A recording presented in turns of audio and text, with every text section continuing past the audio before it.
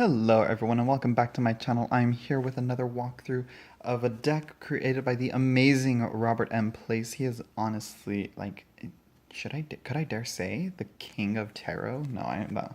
I don't know. He's made plenty of tarot decks in his time. Oh my gosh, I feel like him, Robert M. Place, Rachel Pollack, Mary Kay Greer. There's like a whole list of like kind of like elite, uh, famous kind of in the tarot community, tarot deck creators. So and book writers and all that. So, he's definitely part of those elite. So yeah. So anyways, this is the Tarot of the Sevenfold Mystery. It's a very different deck. I feel like it can be read like a Marseille, a weird Marseille, albeit, but it's different. It's something I don't know. It's a familiar face because it is tarot, but it's a I don't know. There's something about it that's different. I don't know what it is. It could be like the symbols in it, and it's something that it's familiar, but it's something I've never seen before. But anyways, it comes in another one of those thin boxes, much like the alchemical tarot is like. It's nothing to be like, oh my god, it's amazing, but it's also like, it covers the bases that like make a good little tuck box if I do have to settle for a tuck box and not a nice box, like Baba Studios or the Fountain Tarot or the Wild Unknown. But anyways, here we have the cards. Here's the backs. Oh, that's the little white book. It comes with a little white book, by the way. And the little white book is really good. I'm going to be reading a few things from that, a few cards on it. So, yeah. Here is the backs. The wolf and the lion and the dog. I want to say they represent three aspects of the soul or something like that. It's something like will, appetite, and reason, I think is what it is. And those are repeated a lot in this deck, and you'll see a lot of little annotations on each of the symbols here on each card, which to some might be annoying, but to me I think is fine. So yeah, let me see. I want to see which one it is. I don't know. I'll find a card to read from. I should have picked beforehand. But anyways, let's just get into it right now. I think I figured out how to get a good little angle real quickly when I adjusted this deck real quick. So yeah. Okay, so let's just get into this. I have this on like a big folded blanket, so it's a little awkward.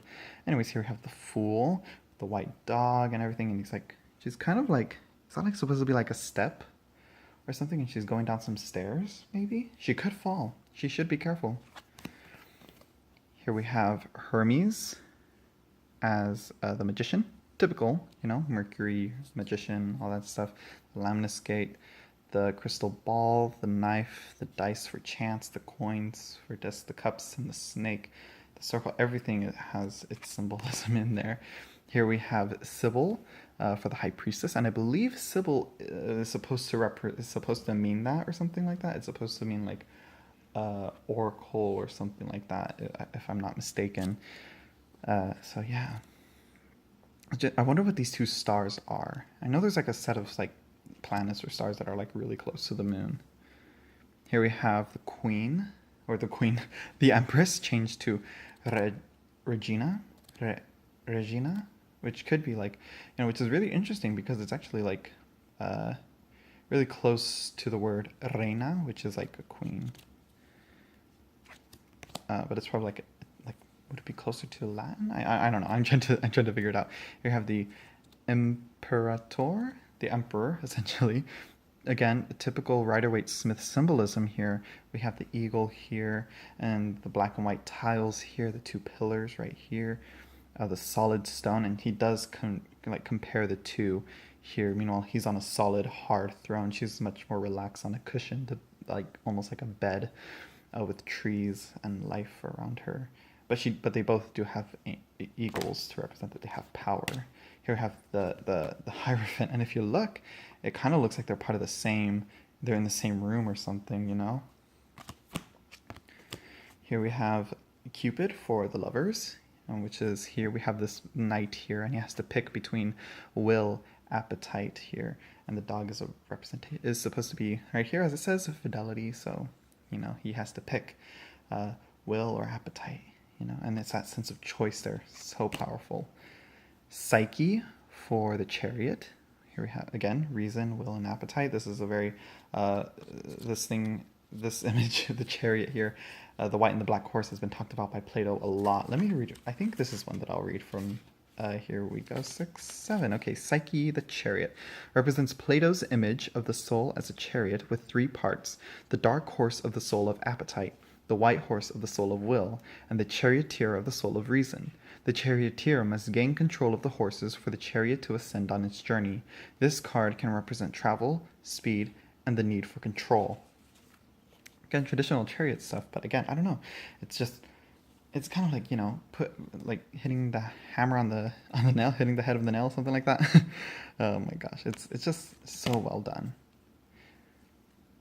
Here we have justice and reason, or well, 8 as justice, and here we have reason and I can't remember what, but I don't know. Anyways, he writes, the little white book is honestly really, really helpful, and it's, thank God he like puts it with it, so there's quite a bit of information on there, on each of the cards.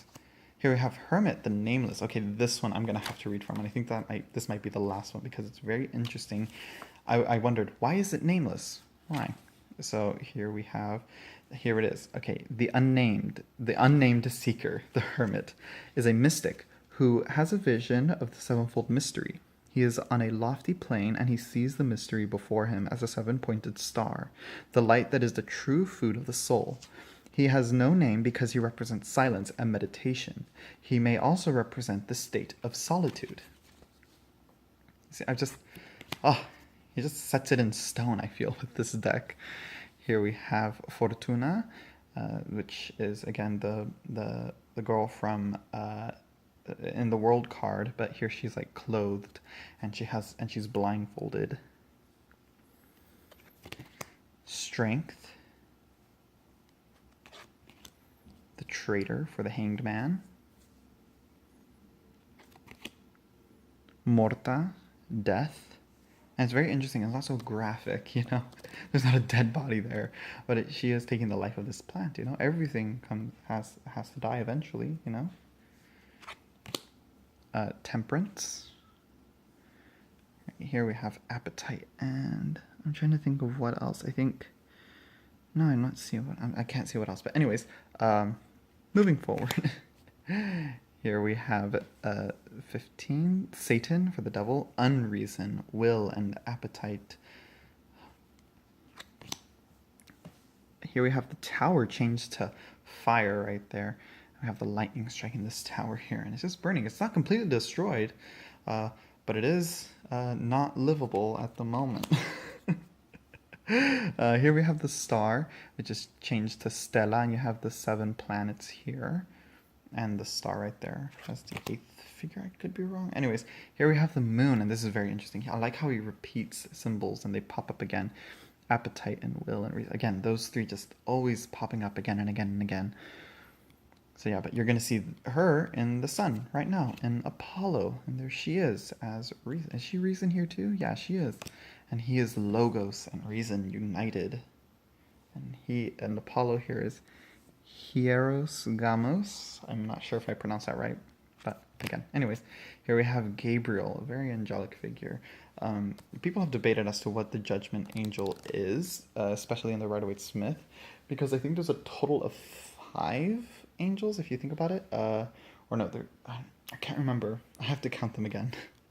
But that's something for another video. Here we have, and the world is now prudence here. We have cross, these jugs, the lion, the scales, the anchor, and the snake. I think, no, I don't know. I don't think so. No, I have to wait till I get the book to confirm that, because I'm like, I don't want to say something and then, you know. Here we have the Ace of Wands now. Different, you know, I never, it kind of confused me with this girl here. I thought, okay, is this the lady? But no. And I will say one downside of this deck is the difficulty to see what cards are what, especially when they get into the bigger numbers. So here, obviously, you can see it's 2 of Wands. Here, obviously, again, 3 of Wands, not so bad. The 4, okay, so far so good. Here we get the 5. If you see the 5, you think, oh, okay. The hand, the 5 fingers, okay, okay. Here we have the 6. And there's a little problem here.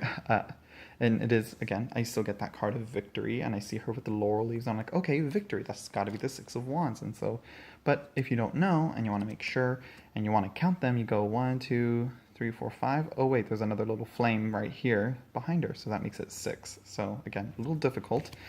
And then again, here we have 6, but then he's holding the 7th one for that conflict here. Here we have the 8 of Wands. This one, again, it's not too hard to read, but again, with like this wand right here, you can't really read that. You can't count that, you know. And there's no numbers here. Here we have the 9 for the raven, and again, it's a little difficult to count if you're not used to it. You know, it's very overlayered. You know, they overlayer each other, and it's not really helpful for counting. And here we have 10 of Wands as the eagle. Or is it the phoenix again? I don't know. But anyways, I love the courts on here. Here we have the lady, the knight, the queen, and the king. And if you see the Alchemical Tarot, again, Sacred Seed has a comparison between the Alchemical Tarot and this deck, and you'll see that there's a lot of similarities here, but he does do something very different with this deck, I will say, with the courts at least.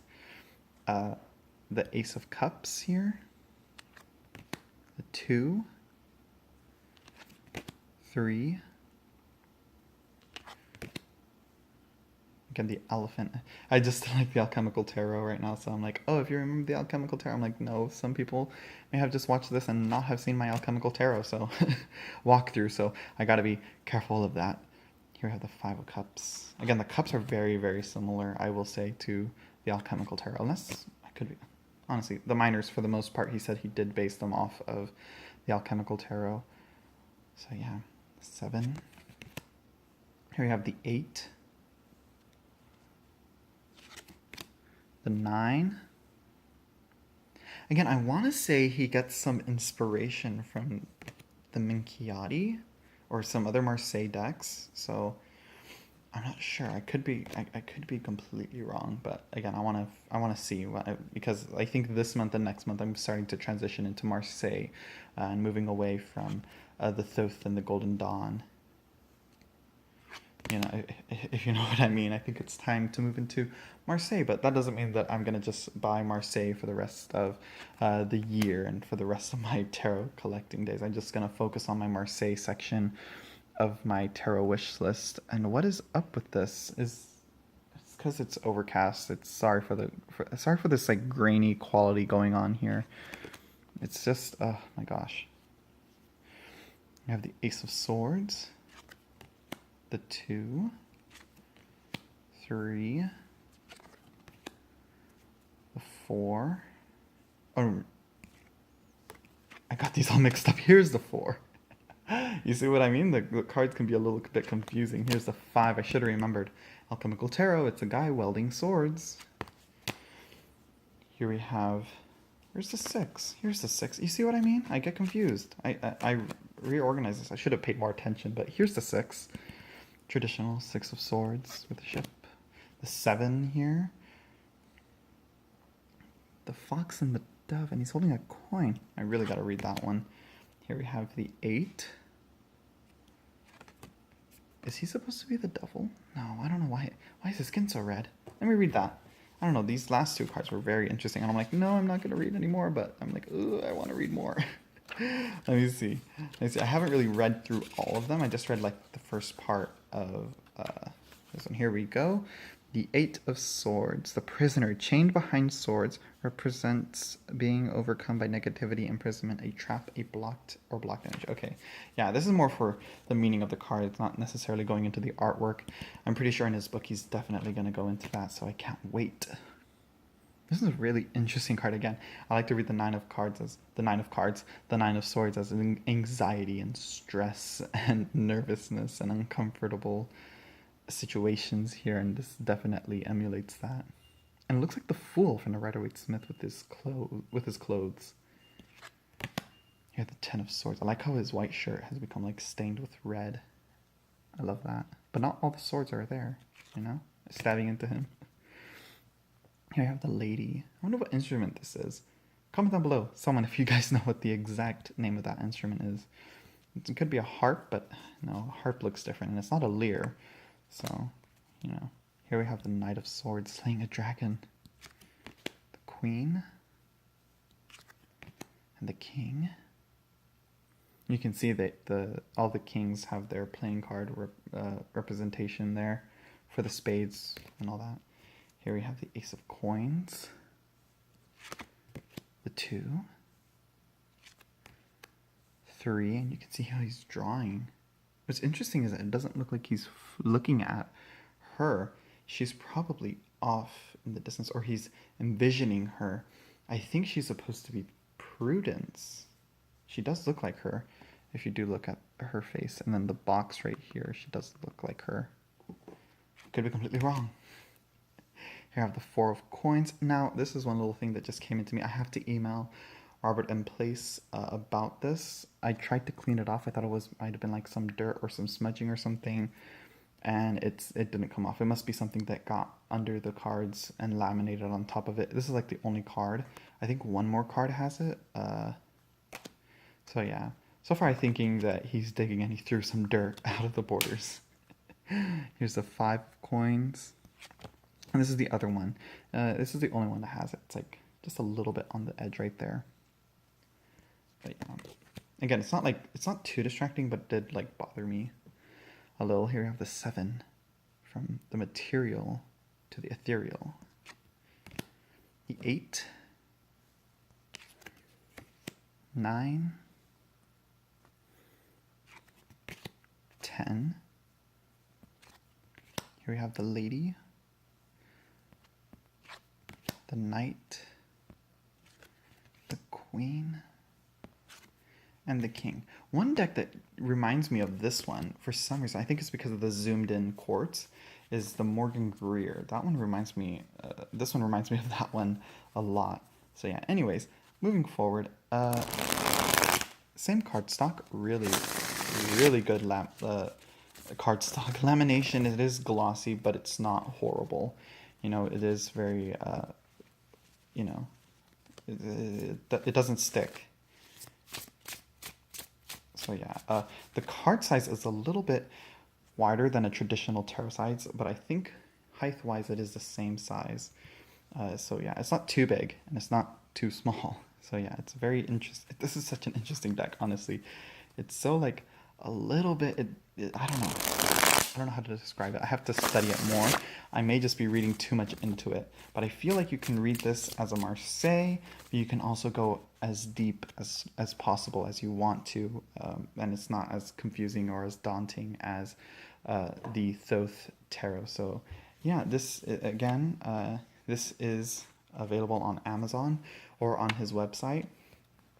You can get it on Amazon for $30 from Jet Books. I was a little bit worried. I'm like, wait a second, what if this seller isn't legit and they send me a knockoff? And no, actually, it's legit. So yeah, oh right, and I got these two from there. What else? You can get it from him from Robert M. Place himself on his website for about $40. So yeah, and I think that's it.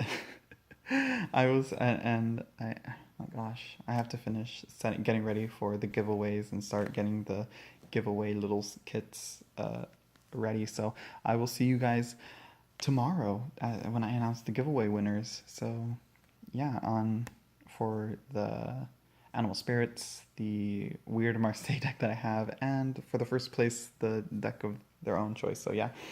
Oh my gosh, I'm so nervous and I'm so excited. So yeah, I'll see you guys later. Bye.